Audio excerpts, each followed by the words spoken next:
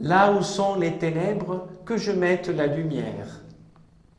Lorsqu'il a conçu le Cantique des créatures, François était marqué par plusieurs souffrances physiques et morales. Mais ce qui est plus étonnant pour ceux qui connaissent le texte du Cantique, c'est le fait de savoir que François était à l'époque aveugle, à cause d'une maladie des yeux qui s'était dégradée de plus en plus. Comment alors a-t-il pu se réjouir de la beauté de la création? Il n'y a qu'une réponse. Bien avancé dans son cheminement de conversion, François a appris à voir la réalité avec les yeux de la foi et de l'espérance. C'est ce que Jésus nous dit. La lampe du corps, c'est l'œil. Et cela veut dire que nos yeux sont comme des phares qui illuminent ceux que nous regardons. Si donc notre regard est offusqué, même dans les circonstances plus favorables et les relations plus sereines, nous trouverons de quoi récriminer. Mais si notre regard est lumineux, la réalité ne peut jamais nous apparaître trop noire.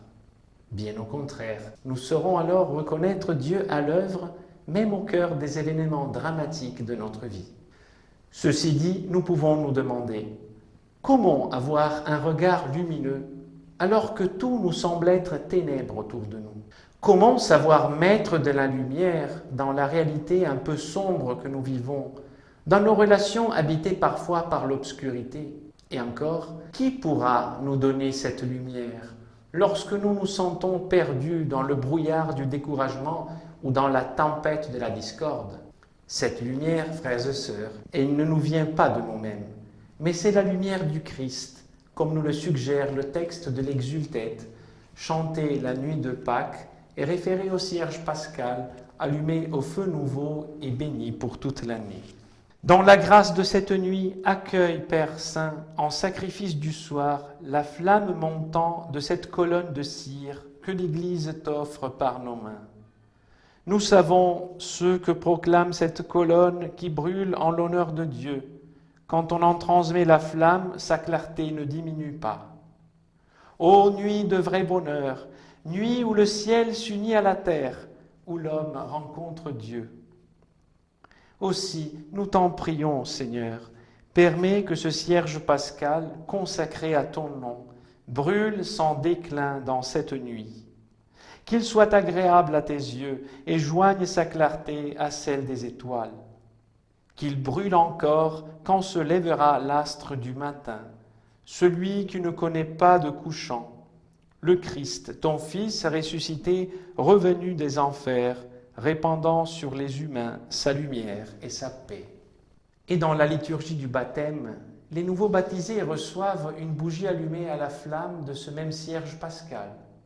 Ce geste est accompagné par les paroles « Recevez la lumière du Christ ». C'est à vous, parents, parrains et marraines, que cette lumière est confiée. Veillez à l'entretenir pour que ces enfants, illuminés par le Christ, avancent dans la vie en enfants de lumière et demeurent fidèles à la foi de leur baptême. Ainsi, quand le Seigneur viendra, ils pourront aller à sa rencontre dans son royaume avec tous les saints du ciel.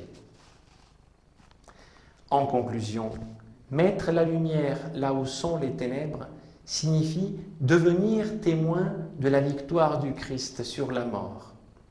Et donc, en toutes circonstances, reconnaître Dieu à l'œuvre dans sa vie, lui rendre grâce et regarder au présent et à l'avenir avec cette même confiance. Et le rayonnement qu'on demande au Seigneur se produit dans notre vie. Et nous devenons tels que le Père nous a créés à l'image de son Fils, qui est lumière du monde. Nous devenons tels que le Fils de Dieu nous a définis lorsqu'il nous a dit « Vous êtes la lumière du monde ». Que le Seigneur vous donne sa paix.